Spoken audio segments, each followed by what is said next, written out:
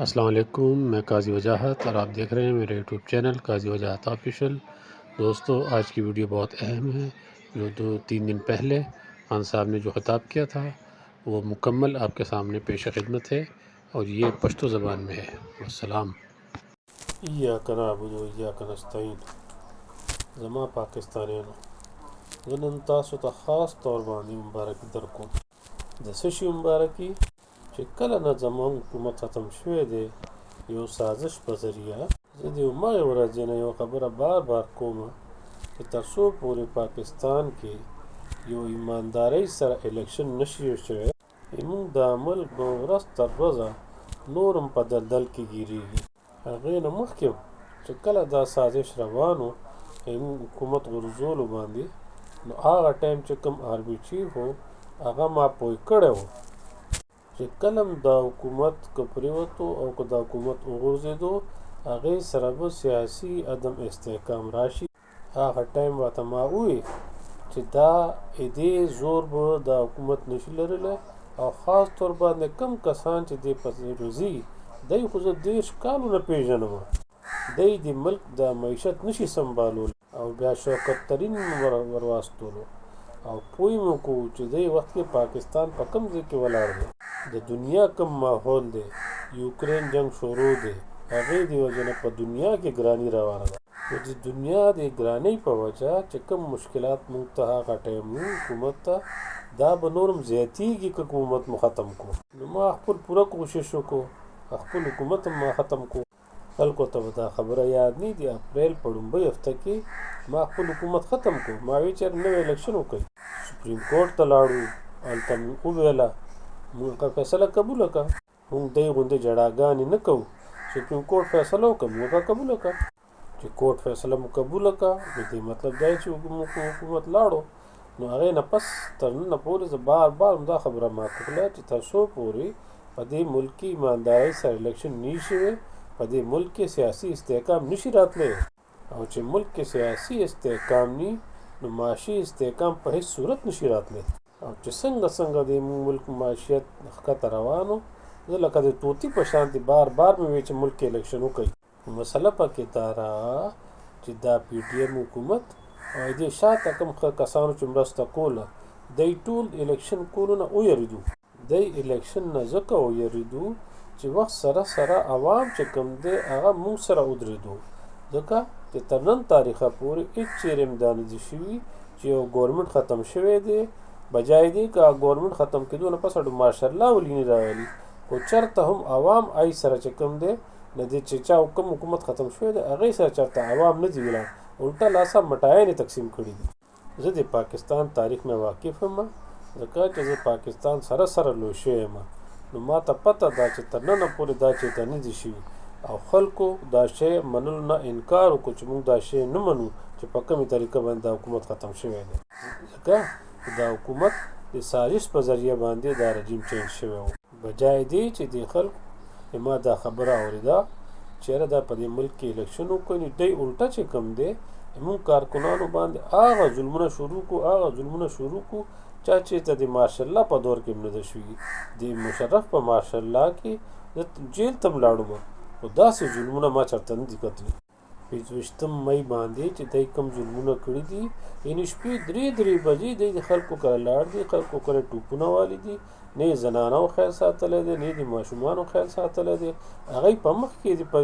شپې 3 بجې خلک چې کوم دی هغه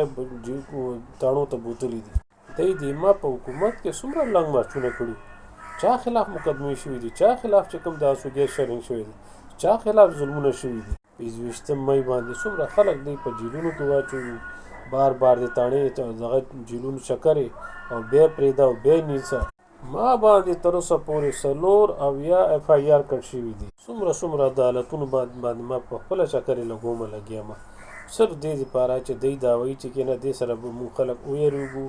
یا چې کوم دی همت به بیلو، دا هېڅ چرې نشي کېدی. صحافیانو سره چې کم ظلم او زیاتی دی کوي دا هم په پاکستان کې تنظیم شي، او کم صحافیانو سره کم صحافیان په وطن باندې سرور کوي هغه صحافیانو سره دې څه کړي دي، او بیا هغه کس چې هغه نوم ارشد شریف دی هغه صحافي آی سره چې د کوم کو اخو شهید کو دې نه زیاتي به نور دی څه کوي. ارشد شریف دا به نه قوم ایرئ نه به موږ ایرو. هغه داسې کس و چې هغه د ضمیر څه قیمت نو. هغه دومره ایماندار او دومره وطن پرست سړی و چې هغه غوندې هغه په شان بل کس چېرته وي. او هغې نه علاوه اعظم سواتی، شهباز ګل چې هغې سره دی کوم چې په جیل کې چې کوم ټارچر کړی دی، تشدد یې کړی دی، دا خو په دنیا کې د اجازت نشته دی او باقاعده د هغې ویډیوګانې جوړې کړي دي. اعظم سواتی باندې چې کوم ظلمونه کولو د هغې ویډیو چې کوم دی جوړه کړې او هغه به یې ښیلې ده. زموږ یو ایم پي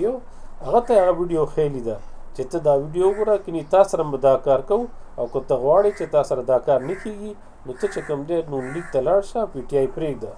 او بیا دې دومره لاندې پرېوتو چې دومره ګنده ګنده ویډیوګانې او داسې ویډیوګانې او هغه ویډیوګانې د اعظم سواتی کور ته، ښځې ته او لور ته یې ورواستو. همدغسې صحافي جمیل فاروقي سره چې دی کوم کار کړی بربنډې کو ویې والو هغه ویډیوګانې سوشل میډیا چې کوم ماشومان و 14-19 کالو ماشومان هغه یې اوچت کړي دي کورونه او هغه یې چې کوم دی هغه باندې دمکینې او تشدد او بیا چې کوم دی دمکینې کړي چې تاسو به دا سوشل میډیا کې د تحریک انصاف سپورټ به نه کوئ. دا خو په دې ملک کې چېرته شوي نه دي. بس د دې کوشش دا و چې په څه طریقه که تشدد وي، که زور وي، که دمکینې، اوس په څه طریقه چې کوم دی دا تحریک انصاف چې کوم دی دا دا چې کوم مشروطه دا کم شي. نو دې دپاره هم زه خپل خلکو ته مبارکي ورکوم چې دا دومره ظلمونو نه پس هم موږ خلک ولاړو او نور هم لا ای سره جذبه او جنون چې کوم دی ازیات شو. او بیا چې کله جیل برو تحریک مو شروع کړو هغې کې چې څنګه خلکو دغه حصه واخیسته، کسانو په خپله چې کوم دی جیل ته چې کوم دی خپل ځان پیش کړو، بلکې موږ لیډران چې کوم دی مخکې ورسره ځان پیش کړو. نو بیا که ورسره که لاهور دی، که سایوال دی، که ګوجرانواله دی، که پېښور دی، که پنډۍ ده، وخت سره سره یې موږ دا جیل برو تحریک په مخکې روانو. هر یو ورځ نه پس مخکې ورځ باندې هغې نه هم زیات کسان چې کوم دی مخکې تلو او پېښور کې چې کوم دی نو هغه غواړو هغې ګرفتارۍ پولیس والا شو ګرفتار نه کړو دومره زیات خلک. نو دې سره څه خبره ثابته شوه چې دا 11 میاشتې چې دی کوم باندې ظلمونه وکړو، دا جیلونو کې خلک واچولو او بیا دا جیل برو تحریک کې چې کوم کسانو ځان په خپله ورکړی ای باندې چې کوم ظلمونه وکړو او خاص د مجرمانو سره یې ساتلو او کوم مجرمانو غوندې سلوک که کارکنان دي، که عام خلک دي، که لیډران دي، ټولو سره هغه به سلوک وکړي چې لکه دا چې کوم دی دې ملک کسان نه دي بلکې دا د ملک دشمنان دي. سیاست کې سیاسي کېدیانو سره دا طریقې څوک نه کوي، دا خو هېڅ چېته هم نه کېږي. او چې کله به ما باندې قاتلانه حمله وشوه دا 2 میاشتې مخکې ما دا ویلي چې په دې طریقه ما باندې حمله کېږي، ما څو جلسو کې دا څرګند ویلي چې دا طریقه به کېږي او په دې طریقه به دوی ما باندې حمله کوي. ما ته پته وه چې ما باندې مرګ حملې شاته منصوبه بندي چا کړې ده. اوس هم راته پته ده پرایم منسټر، وزیر داخله او هغې نه علاوه چې کوم ظالم او د ایجنسیانو کس دی چې هغه ډېر سخت ظالم دی او ډېر سخت ظلمونه کوي. خو یو کس یو منصوبه انسان جوړی او یو منصوبه الله تعالی جوړی. زه د الله تعالی شکر ادا کوم چې په دې 80 کالو کې چې څومره عزت او څومره مشروطه پاکستان تحریک انصاف ته ملاو شوی دی تر ننه پورې بلې یو پارټۍ ته هم نه ملاو شوی. 30 ضمني الیکشن تر اوسه پورې وشو او په هغې کې انتظامیه هغې مدد وکړو، الیکشن کمیشن هغې مدد وکړو، ایجنسیانو هغې مدد وکړو، حکومتونو هغې مدد وکړو. خو هغې نه باوجود د الله تعالی په فضل او د عوام په زوره پس 30 کې 30 سیټونه مونږ ګټلي دي. اوس د تېرې ورځو کې جامپور کې چې کوم الیکشن وشو تاسو وکتو چې هغې کې ډېره علاقه چې کوم دی هغه د کلو ده، لکه کلي خلک پکې ډېر دي او هغې نه باوجود چې هلته دی څومره ټوله انتظامیه پکې شامل و، الیکشن کمیشن شامل و، ایجنسیانې پکې شاملې وي، خلک یې څومره ویرولو، څومره دوړه دباو هرڅه وکړو، حکومتونو چې کوم دی څومره زور ولګولو، خو هغې نه باوجود هلته کې محسن لغاري د پي ټي آی الیکشن وګټلو او هغه د ای نه زیات ووټونه واغوستو کوم چې مخکې تېر ځل په عام الیکشن کې اخیستي وو، په جنرال الیکشن کې اخیستي وو، د هغې نه هم زیات ووټونه واغوستو. دې سره دی نور هم ویرېدو او اوس پوره کوشش دی کوي لګی دی کولو یې چې آئین کې لیکلي دي. مونږ خو ګوره پنجاب کې او کې پي کې خپل حکومت په خپله ختم کړي دي، هغې نه پس قانون دا د آئین کې دا لیکلي دي چې په 3 میاشتو دننه به نوی الیکشن خامخا کې د پوره زورو لګولو او بیا چې هغه الیکشن چې کوم دی هغه په 90 روز کې ونشي دې لپاره دی پوره د خپل زور ولګوي. دی په پنجاب کې او کې پی کې کې دی ګورنران دي هغه د الیکشن ډیټ ورنکو بیا هغې نه پس سپریم کورټ د خدای خوشحاله کې سپریم کورټ په اکشن واغوستو او هغه دا ډیټ ورکو په دې باندې ټول قوم چې کوم دی هغه سپریم کورټ شکریا ادا کوي ځکه چې د الیکشن نه بغیر د مسلو بل حل نشته دی. نو زه 11 میاشتو نه دا خبره کومه چې څومره تاسو دا الیکشن لیټ کوئ دا ملک به نورم په دلدل کې ګیریږي. اوس حالات څه دي نن چې کوم حالات دی تاسو وګورئ چې کوم کار د پارټیانو د ملک سره وکړو دا کار خو به دشمن هم د ملک سره ونه کړي. دی د حکومت کې راتلو صرف یو مقصد و چې خپل کرپشن ختم کیسونه ختم کړي او راتلو سره دی ټول لړومبی هم دا کار وکړو چې د خپل کرپشن کیسونه ختم کړي. دی 1100 ارب روپۍ خپل کیسونه ختم کړو. زمونږ د نیم کاله په دور کې 480 ارب 480 ارب روپۍ نیب وصولې کړي دي. پاکستان په تاریخ کې ټولو نه زیاتې پیسې نیب موږ په دور کې وصولې کړي دي. حکومت کې ریکور کړي دي او 1100 ارب روپۍ وصولي نوره کې دی شوه. خو دی چې څنګه اسمبلی کې راوو ټولو نه اول دا قانون پاس کو چې نیب هغه قوانین بدل کو او اوس نیب دا کار دی چې هغه صرف اپوزیشن باندې انتقامي کاروایی لپاره به استعمالیږي. اوس نوره وصولي هغه نشي کولی. دی چې ملک سره کم کار وکړو همدغه وجه ده چې اوس دی د الیکشن نه هېرېږي چې دی به اوس په کوم مخ عوام ته ځي په کومې خوله به عوام ته ځي. یاد ساتئ دی چې موږ په حکومت کې 2 ځل لانګ مارچ کړو مهنګایي خلاف. خو دا راته وایي چې په هغه لانګ مارچ کې دی خلاف کم مقدمات شوي دي کم کسان جیل ته لاړ دي دی باندې کم آنسوګیر شیلنګ شوی دی. او چې کم کار دی د ملک سره وکړو نن په پاکستان په تاریخ کې ټولو نه زیاته ګراني ده. او زه دا ګراني خبره ځکه کوم دا زه د ګاډو او د خبره نه کوم هغه وروستو خبرې دي. خو د کم کور کې زنانه ناستي اینه تپوس وکړه چې نن څومره ګراني شو ګراني کم حده پورې ورسېده. مثلا د مونږ په دور کې هګۍ 115 روپۍ درجن وي اوس 240 درجن ته ورسېده. دغسې نور څیزونه چې کوم دي هغه لکه اوړه هغه 1102 نه والي 1955 ته ورسېدو. چرګان 280 روپۍ نه 460 ته ورسېدو. دغسې پېټرول 1.5 نه والي 288 ته ورسېدو. دغسې ډیزل 140 نه 280 ته ورسېدو. ګیس قیمتونه ډبل شو بجلی قیمتونه ډبل شو. زمیندارانو ته چې کوم مونږ فیور ورکړو فایده ورکړې وه په هغې کې لکه مونږ 8 روپۍ یونټ باندې ورکړي وو. دی چې کوم دی هغه یو فایده خو یې ختمه کړه 30 روپۍ ریټ ورسولو. دا کشان پی چې د ماشومانو ضرورت دی هغه 114 نه والي لیټر هغه اوس 155 ته ورسېدو. دغسې چې کوم دی نور څیزونه وګوره چې لکه دلته زمیندار ته چې ما تاسو ته وایي چې هغه چې کوم د 8 یونټونه 14 ته ورسېدو. نو دغسې نور زموږ په وخت کې روپۍ 55 روپۍ کمه شوي وه د نیم کاله کې. اوس هغه ډیفرنس چې کوم دی د روپۍ فرق چې کوم دی هغه د اسمان ته ورسولو. ډالر کم سر نه کم سر ته ورسولو. موږ په وخت کې ګروث چې کوم دی هغه 6% و دی هغه ګروث ریټ چې کوم دی 0 ته راوستو. او دا یاد ساتئ چې موږ په دور کې کرونا غوندې یو داسې په دنیا کې داسې شی راغلی و چې په صدیانو کې داسې یو ځل هغه راځي او هغې په وجه په دنیا کې هر شی څومره ګران شوی هغې نه باوجود دا شی دی دا چې کومه دا شما تاسو ته ما وښیلو چې هغې کې څومره فرق راغلی دی. بېروزګاري اوس مسله دا ده چې لکه دومره یره د خلکو سره موږ سره چېرې دا ګراني به نور هم زیاتېږي او مایوسي دومره شوه چې 8 لکه کسان چې کوم دغه دي د کار والا خلک دي تعلیم یافته خلک دي هغه د ملک نه بهر لاړو. اوس تاسو دا وګورئ چې په دې کې زموږ په وخت کې هر شی چې کوم دی چې دومره ګراني شوي ده هغه دومره ګراني اوس شوي ده چې لکه موږ چې کوم څیزونه کم کړي یا چې کم کنټرول کړي په 19 کاله ریکارډ مات شوی دی چې په 19 کاله د 13 کالو کې دومره سیزونه مونږ کنټرول کړو، دومره سیزونه مونږ زیات کړو چې هغه 19 کاله کې چرتندي شوي.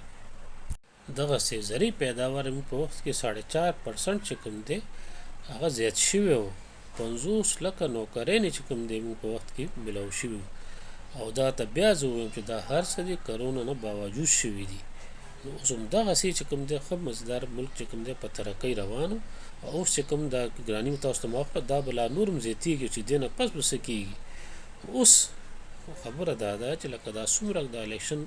لیټ کېږي نو دغسې دا ملک به نور هم په دلدل کې ګیرېږي. اوس تاسو ته زه دا وایم چې په دې کې اوس مونږ نه قوم تپوس کوي که چېرې ته د تحریک انصاف حکومت راغی نو دا به پی ټي آی دا حکومت څنګه سنبالي. لومړۍ خبره دا ده چې په دې وخت کې دې خبرې ضرورت دی چې ګورنمنټ کې یو حکومت کې یو صفا ایماندارۍ طریقې سره یو الیکشن وشي. هغې سره به څه وشي؟ هغې سره به دا وشي چې خلکو به اعتماد پیدا شي چې یاره دا حکومت راغلی دی او دا 5 کالو پورې ځکه چې نن سبا چاته دا دغه نشته دی، بروسه نشته دی. دا حکومت 2 میاشتې 3 میاشتې په ملک کې نه دننه چاته شته او نه چې کوم د ملک نه بار چا کې شته. دنیا په دې یقین نه کوي نو ای به څنګه روزګار کوي په حکومتونو سره. نو اوس په دې کې چې کوم دا دغه شو ګوره مونږ خو دې دپاره چې کوم دی خپل حکومتونه ختم کړو. دا هم په پاکستان په تاریخ کې چرتندي شوي چې موږ خپل حکومت په خپله ختم کړو. پنجاب کې حکومت ختم کړو، په کې پی کې حکومت ختم کړو. دغې دپاره چې دی چې کوم دی 3 میاشتو دننه به نور الیکشن راشي. اوس دی دومره کم عقل خلک دي که دی که عقل وي نو پکار دا ده چې دی ورسره جنرال الیکشن دی اعلان کړی وي ځکه چې 60% چې کوم دی الیکشن کېږي که جنرال الیکشن وشي خو چې 60% کېږي نو دې په ځای دا چې د قوم خرچه هم کمه شي، پیسې هم کمې شي او دا ټول الیکشن د په ملک کې په یو ځل وشي نو دې سره به لکه چې کوم مساله ده هم حل شي او دا ملک به د یو ګرداب نه راوځي، د ملک به دلدل نه راوځي. دې نه علاوه بله لار نشته. ځکه ګوره چې کله تر څو پورې چې خلکو اعتماد په ګورنمنټ کې نه نو چې کوم دی کاروباریان خلک چې کوم دی ډېر کمزوري دی چې کوم دی معمولي که حالات دغه نو دی هلته پیسې نه لګوي. تر څو چې کاروبار خلک نه کېږي په ملک کې د ملک کې خپل خلک نه کوي نو بار نه خلک څنګه کوي. بار خلک هم نه کوي نو روزګار به کم نه راځي او چې روزګار نه راځي نو خلکو سره پیسې کم دي نه راځي او چې پیسې نه راځي نو خلک به دا تکلیفونه او دغه څنګه برداشت کوي، دا ګراني به څنګه برداشت کوي. نو د هغې حل دا دی چې مخکې سره چې کوم دی الیکشن وشي هغې سره به دا ملک دلدل نه وتو یو لومبی سټیپ وي. دویمه خبره دا ده اوس په دې وخت کې چې کوم ملکي حالات روان دي مثلا اوس لکه بار ملکونو کې سیداري دي چې هغه د نور ملکونو باره کې تجزیه کوي که نه چې لکه دې ملک کې حالات څنګه دي او دا ملک چې کوم دی په کوم طرف روان دی یا معاشي طور باندې څه پوزیشن دی که نه. نو اوس په دې کې لکه موډي شو یا نور داسې ادارې دي نو هغې چې کوم دی پاکستان په نیګیټیو کې اچولی دی چې لکه هغې کې رسک فیکټر ډېر زیات دی، ډېر په لاندې روان دی او ملک چې کوم دی ډیفالټ طرف ته روان دی. او ملک کې ډیفالټ کېدو مطلب څه دی؟ ملک کې ډیفالټ کېدو مطلب دا دی چې کله قرضه چې کوم دی لکه دومره پیسې تاسو سره نه چې تاسو قرضه دې تاسو آمدن نه زیاته شي نو دې مطلب دا دی چې ملک ډیفالټ ته تاسو قرضه نه شي ورکولی نو دې سره چې کوم دی ډېر زیات مصیبتونه راځي. بیا چې کوم دی نور ملکونه هم تاسو ته هغه پیسې نه ورکوي. اوس ګوره تاسو په دې خبره ځان پوه کوئ چې دې کې چې کوم دی ګروث ریټ څه ته وایي. ګروث ریټ دې ته وایي چې لکه ډالر چې کوم دی هغه ملک ته کم راځي او ملک کې ډالر کمیږي او بهر زیات ځي نو دې سره چې کوم دی ملک کې ډالر کم شي او چې ډالر کم شي دې ته وایي کرنټ اکاؤنټ ډیفیسټ. او چې کله ملک کې ډالر کم شي ریټ زیات شي، چې ریټ زیات شي نو روپۍ دغه چې کم شي ریټ کم شي چې روپۍ ریټ کم شي نو هغې سره چې کوم دی ګراني راشي نو بیا هر سړي باندې چې کوم دی هغه بوج راځي او هر شی چې کوم دی هغه زیات شي. چې هر شي ریټ زیات شي نو بیا هغې سره چې کوم دی ګراني راشي. اوس دې وخت کې لکه مثال په طور فرض کړه که یو 100 روپۍ چې کوم دی هغه روپۍ قیمت کم شو نو اوس که فرض کړئ چا په بینک کې 300 روپۍ پرتې دي نو دې مطلب دا دی چې هغې اصل قیمت چې کوم دی هغه 100 روپۍ شو. نو دې زور چې کوم دی هغه ټول ما او تا باندې راځي، مونږ باندې راځي چې کوم دلته پاکستان کې دي. دی خو چې کوم دی حکومت خلک دي او کوم سرمایه‌داران خلک دي نو دې خو پیسې ټولې بار دي او چې بار دي نو دې مطلب د ډالر او پونډونو ریالو کې دي. نو دې مطلب دا شو چې ای تلاسه د دې فایده وررسي او ملک کې چې کوم دی هغه نقصان دی. اوس لکه مطلب دا دی که یې فرض کړه 300 دي نو هغه اوس چې که 100 روپۍ دي نو هغې نه 300 جوړ شي او موږ چې کوم 100 روپۍ دي 300 روپۍ دي نو هغې نه 100 روپۍ جوړ شي. لکه ملک کسانو ته نقصان دی دی خو چې کوم دی بچي هم بار دي پیسه هم بار ده هلته خو فلیټونه هم دي او جایدادونه هم دي نو دوی خو هغه پیسې نور هم په ډبل تیبل شي دی همیشه په فایده کې رواني او عام چې کوم دی په نقصان کې رواني. نو اوس دویمه اهمه خبره څه ده؟ دویمه اهمه خبره دا ده چې اوس د ملک حالات چې دی کوم دي ته ورسولو نو اوس دا وخت دی چې په دې کې حکومت او عوام او ادارې دی ټول چې رايوځای شي او دی دا فیصله وکړي چې دا ملک چې کوم دی اوس به مونږ دا ملک مخکې بوځو د حالات په سمو او دا ملک په خپلو خپو ودرو. مثلا جرمني شو جاپان شو دا چې کوم دی لکه مخکې چې کوم دی جنگ په زمانه کې دا دواړه چې کوم ملکونو بالکل تباه شوي خو په 10 کالو کې دی دواړه بیا په خپل پو باندې ودرېدو او دواړه چې کوم دی ملکونه په خپو ولاړ شو او ملک چې کوم دی دوباره آباد شو. ځکه چې هغه د خلک چې کوم دی هغه ټول یو قوم جوړ شو چې یو قوم جوړ شو نو ټول حکومت هم سره شو خلک هم عوام هم ټول یو قوم جوړ شو ادارې هم سره شو او ټول دا فیصله وکړه چې موږ به دا خپل ملک په خپل ودرو نو هغه سره هغه به دوباره چې کوم دی ودرېدو نو دغه شی چې کوم دی هغه موږ تم پکار دی. مثلا چې کوم دی اوس فرق مثلا زما کور دی او ما باندې چې کوم دی لکه قرضه وخته اوس چې قرضه وخته زه به څه کوم زه چې کوم دی په هغې کې به خپلې خرچې کموم خپل آمدن به زیاتوم نو هله به چې کوم دی زه هغه قرضې ختمولی شم او زه دوباره به خپل کور په خپلو خپو ودرولی شم. دغه حال چې کوم دی موږ د ملک هم دی چې دغه ملک هم چې کوم دی هله به په خپلو خپو ودرېږي چې موږ دا خپلې خرچې کمې کړو ټول رايوځای شو چې رايوځای شو بیا به خرچې کمو چې هر سړی خپلې ذمهدارۍ احساس وکړي نو دا ملک به په خپلو خپو ودرېږي او په مخکې مزل شروع کړي. مثلا دا سرکاري ادارې دي اوس دا ادارې چې کوم ملک باندې بوج دي نو هغه ادارې به سمول غواړي او په فایده باندې راوستل غواړي چې هغه نقصان پځې فایده کول شروع کړي. لکه اوس په دې وخت کې موږ ته ضرورت دا دی چې شارټ کټ نشته دی. اوس موږ چې کوم دی تر اوسه پورې دا کوو چې لکه څه ضرورت نو بس بار نه پیسې راواله لکه قرضه والا امداد والا او بس هغه چې کوم دی ملک ته راوړه نو هغې سره څه کېږي دا اوس د حکومت چې کوم دی خوشحالېږي په دې ځای چې موږ بار ته دومره قرضه میلاو شو په دې باندې ملکونه په خپلو خپو نه ودرېږي. دې دپاره به ته خپله پالیسي جوړې او خپل د لانګ ټرم سیزونه به دغه کې اوس داسې سیزونه موږ سره شته چې هغه چې کوم دی موږ ځان ته په خپله پیدا کړو سبزی نه داسې دي آیل دي دغه دي دا سیزونه چې موږ په خپله پیدایش شروع کړو نو بار نه چې کوم دی موږ هغه شی نه راوړو. دا د بار امداد او بار دغه دا خو لکه داسې چل دی چې لکه یو بیمارۍ علاج لکه کینسر علاج چې کوم دی په ډسپلین کې که نه نو په ډسپلین خو چا علاجونه نه دي کړي کینسر علاج همیشه چې کوم دی هغه به اپریشن کې وته. مثلا پنشن دی اوس پنشن چې کوم دی هغه د موږ په ملک کې لکه هغه چې کوم دی دومره بوج دی چې هغه موږ ورکول نه شو. لکه فرض کړه صوبې چې کوم د پنشن ورکوي نو هغې ته چې کوم امداد ملایږي لکه حکومت وفاقي چې ته کوم پیسې ملایږي اني خو په پنشن کې لاړ شي چې پنشن کې لاړ شي نور کار به هغې پسه کوي نو هغې لکه مثلا چې کوم دی په چین کې دا دی چې لکه دغه چې کوم دی لکه بهر ملکونو کې دا ماته مهاتر محمد ویلي د ملیشیا وزیر اعظم چې هغه چې کوم دی دا پنشن پیسې چې کوم دی هغه انویسټ کړي چې انویسټ کړي نو هغې نه پیسې راشي نو هغه پیسې چې کوم دی هغه د ملک په فنډ کې لګوي او فنډ زیاتوي نو هغې سره هغه پیسې نه نور فایده اوچته کوي. لکه موږ کاروبارونه د حکومت په سطح باندې کاروبار شروع کړي نو هغه پیسې نه هغه دغه جوړ شي فایده یې اوچتوي بجای دې چې الټه بوج. دا خبره ده چې په دې ملک کې به غټې غټې فیصلې کول غواړي او هغه کارونه به کول غواړي چې کوم دې نه مخکې په ملک کې نه دي شوي دې نه بغیر چې کوم دی دا ملک نشي سمېدی. اوس لکه ملک کې آمدن زیاتولو طریقې څه دي ملک کې ډالر چې کوم دی زیاتولو غواړي نو د هغې طریقې څه دي هغې یو طریقه دا ده چې ملک کې ایکسپورټ زیاتولو غواړي چې ملک کې ایکسپورټ زیات شي نو بهر نه به ډالر زیات راځي ځکه چې ډالر زیاتېږي نو هله به چې کوم دی مخکې مزل موږ ته اسانه همدغسې لکه بهر نه چې کوم دی موږ کوم څیزونه لکه پام آیل دا موږ بهر نه راغواړو که نه نو په دې باندې چې کوم دی ډېره ډالر ځي نو که دا شی لکه داسې ډېر څیزونه شته لکه مثلا پام آیل ما تاسو ته ووایي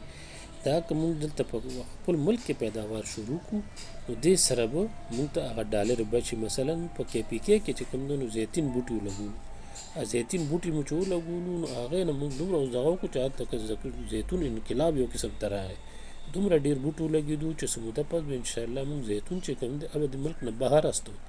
یو خو موږ هغه بهر نه چې راتلو چې کوم د پیسو ډالر باندې موږ شی اخیستو هغه پیسې به شو الټه لاسه چې د بهر موږ لکه ایکسپورټ کوو هغه بهر چې استو هغې سره به موږ نور هم ډالر ملک ته راځو دې سره چې کوم دی نو غټه فایده به شي دغسې ټوریزم دی اوس لکه ټوریزم لکه سیل ځایونه که اوس سویزرلینډ دی نو د هغه ټول سویزرلینډ ټول ملک معیشت چې کوم دی نو هغه چې کوم دی نو په دې باندې چلی چې هغه ټوریزم لکه هلته خلک سیل ته ځي چې سیل ته ځي نو هغې نه دومره ګټه کوي ټول ملک په هغې سنبال دی اوس په سویزرلینډ کې چې کوم دی نو ملک کې 80 نه تر 80 ارب ډالره پورې آی ګټي او زمونږ چې کوم دی نو که ته وایې نو د هغې نه زمونږ علاقه چې کوم دی سویزرلینډ نه هغه زمونږ علاقه په د غرایزه علاقه د سویزرلینډ نه په ډبل ده او د هغې نه ډېره ښایسته علاقې موږ سره شته خو موږ په دې علاقو باندې ګټه نه کوو موږ داسې سوچ هم نه دی کړی زمونږ د حکومت خلک یا چې کوم مالداره خلک دي هغه ګرمۍ چې کوم دی هغه بهر ملکونو کې تېروي حالانکه هغې ته پته نشته چې موږ په خپل ملک کې څومره ښایسته ځایونه دي او څومره ښایسته چې کوم دی دلته موسم ده څومره ښایسته خلک دي دلته دغسې ډېر څیزونه داسې چې کوم موږ بهر نه راغواړو په هغې پیدایش په خپل ملک کې شروع کړو نو هغې سره به موږ ته ډېره فایده وشي هغه ډالر به موږ ته بخشي دغسې لکه فرض کړه موږ دا سمندري چې کوم دغه د علاقه ده نو 100 کیلومتره مزل دی 100 کیلومتره کې چې کوم دی موږ پام دغه سره پام آیل پیدا کولی شو که نه نو دا په پاکستان کې چې کوم دا بوټي موږ دلته ولګو د 100 کیلومتر غټ شی دی چې هغې په غاړه باندې موږ دا شی ولګو او د هغې به موږ ته ډېره زیاته فایده رسي که دا اوس انډیا دی انډیا نه چې کوم دی انډیا پاکستان نه 7 ګنا زیات لوی دی که نه خو په پاکستان کې چې کوم دی نو په 13 کال 2 اربه ډالر انویسټمنټ صرف راغلی دی او په انډیا کې 15 اربه ډالر راغلی دی چې کله پورې بهر نه ډالر نه راځي نو موږ دا انویسټمنټ به چې نه راځي نو موږ دا ډالر به نه زیاتېږي او دا مسله به همدغسې روانه موږ په خپل دور کې ملک کې انډسټریل زون جوړ کړو ټیکنالوجي زون جوړ کړو موږ خلکو نه ټیکسونو کې چې کوم دی ټیکسونو ته سهولتونه ورکړو دې سره چې کوم دی بهر ملکونه دلته را شروع شو دلته انویسټمنټ شروع کړو او بدقسمتۍ سره چې کوم دی موږ چې کوم دی پړوسي چاینا چې کوم دی 2 کالو کرونې دی وجه نه 2 کالونه هلته نه څه موږ تل راغلی بند و نو دې دی وجه نه لکه موږ ته هغه کار په ځای ودرېدو همدغسې بار خلکو ته یې سهولتونه ورکړو 15 کالو کې چاینا کوم ځای نه کوم ځای ته ورسېدو ټیکنالوجي مطلب چې کوم دی آی ټي سپورټ دی که نه اوس موږ چې کوم دی آی ټي کې دومره فایده خلکو ته ورکړو چې هغې کې خلک چې کوم دی په خپله مجبوره شي چې دلته هغه انویسټمنټ شروع کړي موږ چې آی ټي ټیکنالوجي والا ته فایده ورکول شروع کړو نو 75 لکه 50% چې کوم دی ایکسپورټ زیات شو د آی ټي او دا حکومت چې راغلو نو هغه فایدې ختمې کړي نو دې سره چې کوم دی هغه ټول کار ودرېدو هندوستان کې چې کوم دی په انډیا کې صرف په آی ټي سیکټر کې هغې چې لکه موږ پېژتر دی 150 ارب ډالره 1.5 ارب ډالره چې کوم دی هغې د آی ټي ایکسپورټ ته نو که موږ د آی ټي ایکسپورټ ته توجه ورکړو نو موږ ملک کې خو ډېر دي که هېڅ هم نه نو کم از کم 20-30 ارب ډالره خو په ارام چې کوم دی په هغې باندې ملک ته د کولی شي ایکسپورټ کولی شو آی ټي په سیکټر کې چې انویسټ دې دپاره ملک کې یو ماحول جوړول غواړي رول اف لا راوستل غواړي چې تاسو دا ماحول نه جوړ شوی نو بهر نه هم څوک پیسې نه لګوي ملک دننه هم څوک انویسټمنټ نه کوي او به ما ته بیا وایم چې ته انویسټمنټ نه کوي نو ملک به مخکې څنګه ځي کاروبار به څنګه راځي دا ګراني به څنګه ختمېږي چې ډالر نه راځي نو دا پیسې به څنګه راځي خلکو ته نو اصل شی انصاف او قانون دی زه همیشه دا وایم چې حضور صلی الله علیه وسلم په زمانه کې حضور صلی الله علیه وسلم چې مدینه ریاست جوړ کړو نو د هغې بنیاد چې کوم دی هغه عدل او انصاف باندې الله تعالی چې کوم دی دا خپل لکه وګوره چې هغه مدینې نه شروع شو نو د پوره د دنیا امامت وکړو په دې کې څه شک دی چې حضور صلی الله علیه وسلم چې کوم دی دنیا ټول ناظم لیډر دی تاسو وګورئ چې په کوم ملکونو کې انصاف او قانون شته هغه ملک خوشحاله دي او چې کوم ملک انصاف او قانون نشته هلته بد حل دی غریبي ده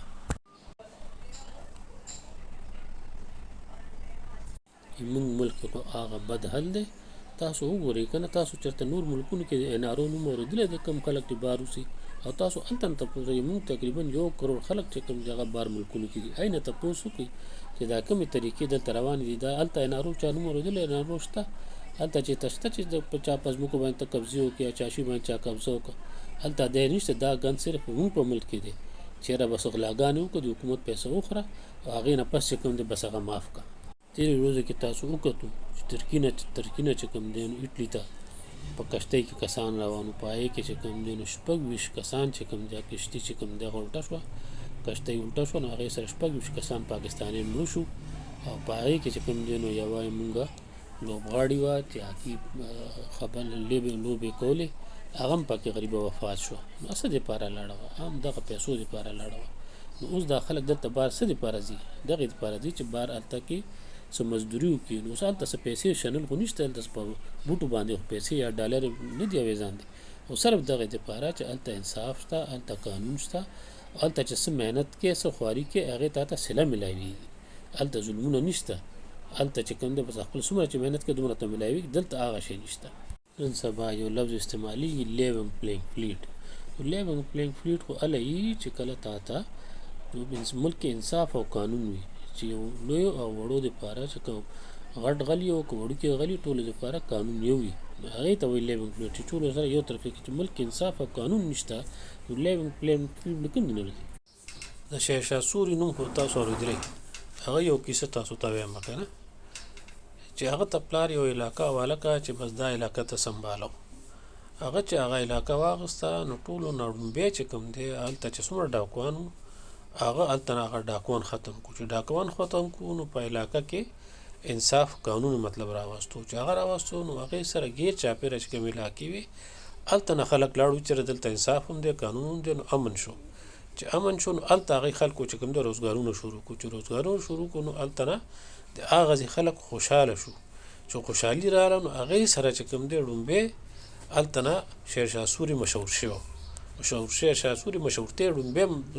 مزل چې کوم دی هغه ړومبی سټارټ یې هلته نه اخیسته بل ما ته خلک وایي چې ته اپوزیشن سره خبرې نه کوې ای سره میلاویږي نه ګوره اپوزیشن نه بغیر چې کوم دی که نه حکومتونه نه چلي اپوزیشن سره به خبرې هم کوې ای سره به میلاویږم د هغې خبرې به اورې ای ته به خبرې وې که څه داسې مسلې نو چې ته درمیاني حل به ویستی شي که نه منځبۍ لار هم پکې راویستی شي خو چې اپوزیشن سره خبرې کولی شي خو غلاګانو ډاکوانو سره خو نه شي کولی که نه ای سره به څنګه زه میلاو شم ای سره به څنګه خبرې وکړم ځکه په دې ما ګوره په 3 کاله په حکومت کې چې کوم دی که نه چې کله هم څه داسې خبره راغلې ده نو دی لکه فیټ اف بل چې راغلی نو په هغې کې چې کله فیټ اف منظوري خبره راغله خو د ملک مسله وه که نه نو په هغې کې اوس چې کوم دی ما ته چې کوم دی وایي چې ان ار او راکړه نو اوس ان ار او چې کوم دی زه دی ته دغه ډاکې څنګه معاف کړم ځکه چې خو د ما کار نه دی که نه خو د ما پیسې نه دي خو د عوامو پیسې د حکومت پیسې دي تاسو پیسې دي تاسو پیسې زه څوک یم چې پیسې معاف کړم زه تاسو پیسې څه نشم معاف کولی ګورې ما باندې د مرګ حمله وشوه که نه چې د مرګ حمله وشوه او ما ته پته چې ما باندې په هغې کې چې چا منصوبه کړي د هغې شاته څو خلک دي او ما ته پته وه او پته اوس هم ده خو بیا هم د ملک د خاطره زه هغه کسان معاف کولی شم هغې دپاره تیار یم چې کومو خلکو ما باندې حمله کړې ده د مرګ حمله کړې ده ځکه چې حضور صلی الله علیه وسلم چې کله مکه فتح کړه نو چا چې نبي صلی الله علیه وسلم باندې ظلمونه کړي هغه ټول چې کوم دی هغه یې معاف کړو دغسې نیلسن منډیلا چې 20 کاله په جیل کې تیر کړو خو چې کله جیل نه راووتو نو هغه ټول چې کوم دی چا چې باندې ظلمونه کړو هغه ټول یې معاف کړو که چېرې هغه دا کار نه وی کړی نو هغې سره فایده څه وشوه چې ټول ملک کې دي وینې نه بچ کړي دومره کسان مړه شوي دومره وینه تله شوي وه چې خلکو به تر ننه پورې یاداشت کړو ځکه چې زه دا سیاست ځان دپاره نه کوم زه خپل ملک دپاره کوم دی دپاره دا ما چې کوم ځان باندې چې کوم دغه دی هغه زه معاف کولی شم خو که بل چا سره څه شوي دي هغه معافي دي ما په لاس کې نه ده دغسې که فرض کړه ارشد شریف سره چې څه شوي دي نو هغه هم د ما په لاس کې نه دي ما ځان باندې کوم دی ما باندې مرګ حمله وشو زه معاف کولو ته تیار یم دغسې بله اوس یو اداره ده UNDP ورته وایي که نه دی چې کوم دی دا اندازه لګولې ده د هغې د اندازې مطابق په ملک کې دې وخت کې 1 کروڑ خلک هغه غریبانان شو خط غربت نه کته شو کنه او 50 لکه کسان هغه چې کوم دی هغه به نار شي هغه چې کوم دی نار به زما پاکستانیانو یوه خبره یاد ساتئ چې په بار ملکونو کې 1 کروڑ خلک دي چې هغه موږ باندې ډېر ګران دي او ډېر قیمتي خلک دي هغوی هلته پیسې په ډالرو کې په پونډونو کې په ریالونو کې ګټي د هغې غټ قیمت دی که چرې هغوی ته موږ طریقې اسانې کړو په ملک کې ورته اسانۍ ورکړو دلته دا چې کوم ټیکسونه دي او چې کومه طریقې دي او چې کوم بېایماني او کوم رشوتونه دي چې دا ختم کړو خو دې دپاره به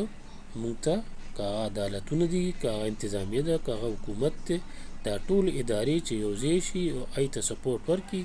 هغوی ته دا اعتماد ورکړي هغوی ته دا بروسه ورکړي چې هغوی پیسه به دلته ضایع کېږي نه هغوی پیسه به دلته څوک لوټي نه هغوی که دلته څه جایداد اخلي نو هغې باندې به څوک قبضې نه کوي که دا اعتماد هغوی ته میلاو شي چې دلته پوره طریقې سره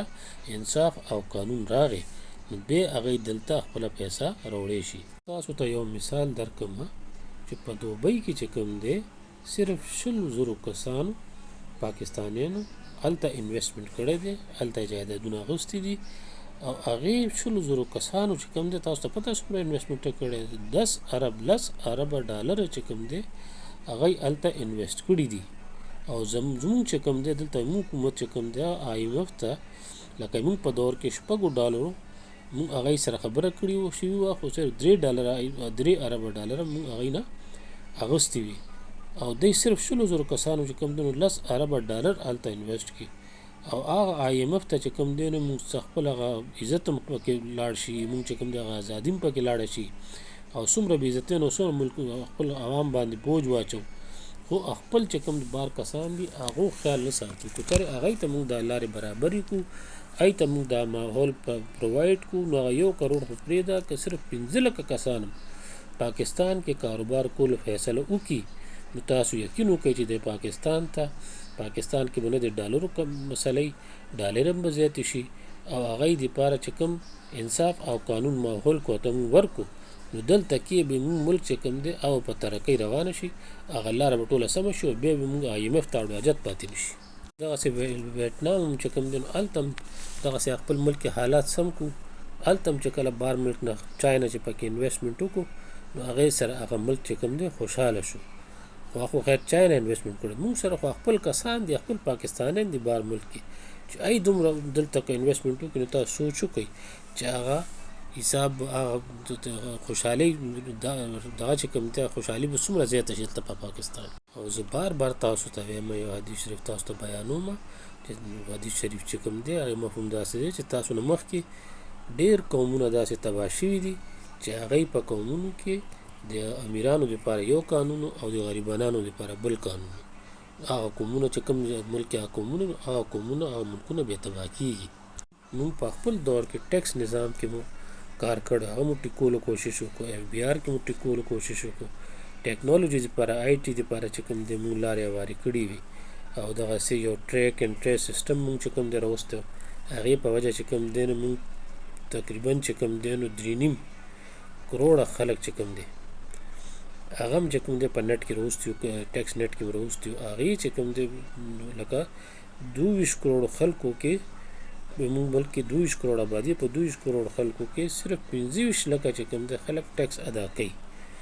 نو دا اوس لکه موږ هغه ټول سیسټم چې کوم دی را شروع کړو هغې نه پس چې کوم سو شو هغه ټولو تاسو ته پته ده بل د موږ کار کې دا کار هم غلط شوی چې معدنیات موږ په ملک کې دومره دي خو د هغې استعمال نشته هغې استعمال موږ نشو کولی چې دومره ډېر معدنیات دومره ډېر څیزونه موږ په ملک کې دي خو د هغې لکه موږ هغې باندې څه ګټه نه ده کړې موږ ګټه کړې وې هغې نه موږ ډېره زیاته ګټه کولی شو خو هغې هم تپوس نشته هغې باندې څوک سوچ نه کوي ځکه چې دا معدنیاتو باندې صوبو کنټرول دی چې صوبې کنټرول دی نو هغې سره دومره وسایل نشته چې هغې په هغې باندې کار وکړي چې هغه وسایل ورسره نشته نو بس هغه هسې لکه نقصان کې پراته دي نه څه فایده شته نو نقصان ته هسې ضایع کېږي لګیا او آخري خبرې دا دي چې انشاءالله د هفتې په ورځ چې کوم دی خالي په ورځ به زه د پنجاب نه الیکشن مهم شروع کوم او چې هغه چې کوم دی الیکشن ته زه به خپل ټولو کارکنانو ته او خلکو ته وایم چې KPK او پنجاب کې د الیکشن خپل پوره تیاری وکړي. زه به انشاءالله 10 نه تر 15 ورځو دننه ټولو خلکو ته ټکټونه ورکم چې کوم د موږ کسان دي کینډیډیټ دي چې کوم صوبایي الیکشن کې به حصه اخلي. خو یو خبره تاسو ته وکړم چې دا ځل به په ډیسپلن باندې څه کمپرومایز نه کوم چې کوم خلک چاته چې ټکټ ملاو شي ای ته به انشاءالله چې که چاته ټکټ ملاو نشي نو ای ته به مخکې پنجاب کې خاص طور باندې مخکې بلدیاتي انتخابات مخې سره وکړو نو چې چاته ملاو نشي هغه کسان به هلته ایډجسټ شي او انشاءالله چې کوم دی نو دا ملک به مخکې مزل کوي. خو یو خبره یاد ساتئ چې که چا کم قسم د پارټۍ خلاف ودرېدو لکه آزاد په حیثیت کې ودرېدو په هغه طریقه هغه موږ مخې سره پارټۍ کې وباسو لکه دا بني چې کینې کې رستم پارټۍ کې راشي هغه موږ مخې سره وباسو نو دې پیرې چې کوم دی دې حوالې سره موږ ډېره سختي کوو. او تاسو به خیال ساتئ چې ټول یو شئ چې ځکه دا ډېر اهم او ډېر ضروري الیکشن دی او دا چې کوم دی دا ملک په مخ کې بوځي دې الیکشن کې بالکل موږ هېڅ قسم د کمزوري نشو ساتلی او دا ځل بالکل زه هر یو کس په خپله انټرویو کوم په خپله به یې ته ټکټ ورکوم نو هېچا تاسو ته پته چې نه به چا سفارش منه نه د ما لالچ ته منه چاته پیسې پکار دي نه مخکې ما ته شکایتونه ملاو شوي څه غلط خلکو ته ټکټونه لاړو چې په پیسو باندې ته ټکټونه ملاو شوي او هغې په وجه باندې موږ ته نقصان هم شوی دی. دا ځل به چې کوم دی ډېر دې باره کې به ډېره سختي کوو او تاسو به ډېر زیات احتیاط کوئ. ما ته پته ده چې د ما مرګ دپاره بله منصوبه هم جوړه شوې ده خو زه هغې نه باوجود خوشحاله په دې یم چې دا دومره سختۍ نه او دا دومره ظلمونو نه پس ما چې اوس کوم خلک وکړ نو دا اوس ډېر تکړه شوی دی دې جذبه نور هم زیاته شوې ده. اوس که خدای مو که په ما څه چل شو ما ته پته ده چې اوس دا قوم د ازادۍ نه کم چې کوم دی په څه باندې نشي رضا کېدی دا ملک به خامخا ازادېږي او همدغه تاسو به ازادوئ انشاءالله. ځکه چې مخکې خلکو وی چې دا ممیډیټي پارټي ده که نه لکه نازک خلک دي دی کله دا سختۍ نه برداشت کولی شي او چې کوم 25 مۍ باندې چې کوم ظلمونه وشو او خلکو سره چې کوم دغه وکړي لکه 3 بجې خلکو ته دی لاړ دي شپې چې کوم د کورونو کې ټوپ کړي دي د زنانو دغه په مخ کې که نه نو هغه ټول ظلمونه دی برداشت کو. بیا اعظم سواتي شهباز ګل دی سره چې کوم ظلمونه وشو هغه ظلمونه ټول چې کوم دی برداشت کو. نو اوس چې کوم دی زه په دې باندې ډېره مطمئنه یم او ډېر تسلي یم چې انشاءالله دی چې کوم دی دا خلک به اوس دا ملک چې کوم دی دا خلک به سموي او د هغې غټه وجه دا ده چې اوس چې کوم دی دا قوم د لا اله الا الله په مطلب پوه شوه هغې باندې چې پوه شوه نو مطلب دا چې لا اله الا چې چا ووي نو هغه بیا نه یریږي نه چې کوم دی هغه غیرت پرېږدي نه خودداري پرېږدي او نه د چا کوم دی خوف نه چا خوف کې رځي هغه د هر قسم خوف نه آزاده دی او هغه چې کوم دی خپل قوم کې یو داسې کار شروع کړي چې هغه کار چې کوم دی بغیر خوف او بغیر یره کېدی نشي. اوس ما سره د ځان غم نشته. الله تعالی تاسو مل شي. پاکستان زنده باد.